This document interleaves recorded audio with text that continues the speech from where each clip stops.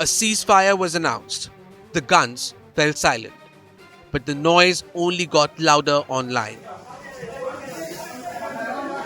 At the center of the storm, not a politician, not a general, but India's Foreign Secretary Vikram Misri. As tensions eased at the border, a digital battle began. Why did a seasoned civil servant become the unlikely face of controversy? Vikram Misri has spent decades serving India across the world.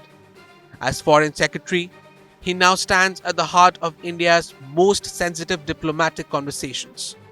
But after the government announced a sudden ceasefire with Pakistan, following weeks of heightened tensions during Operation Sindoor, Misri became the target of widespread online trolling.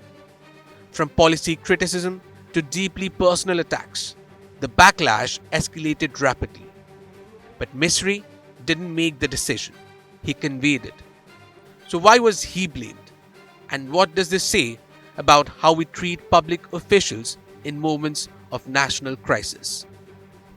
As Foreign Secretary, Misri's job is to communicate government policy, not to set it.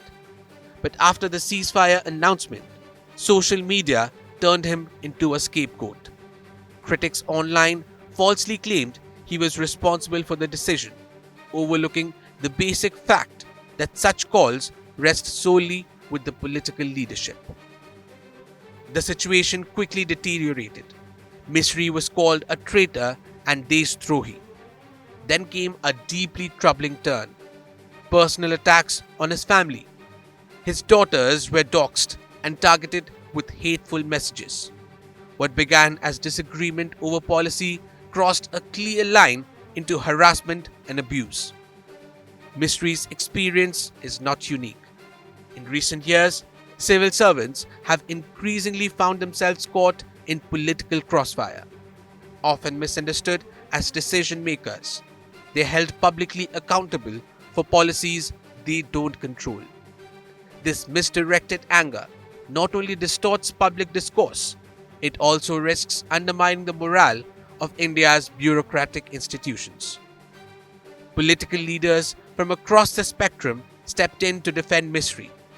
AIMIM's Asauddin Owaisi called the attacks shameful and emphasized that civil servants must not be blamed for political decisions.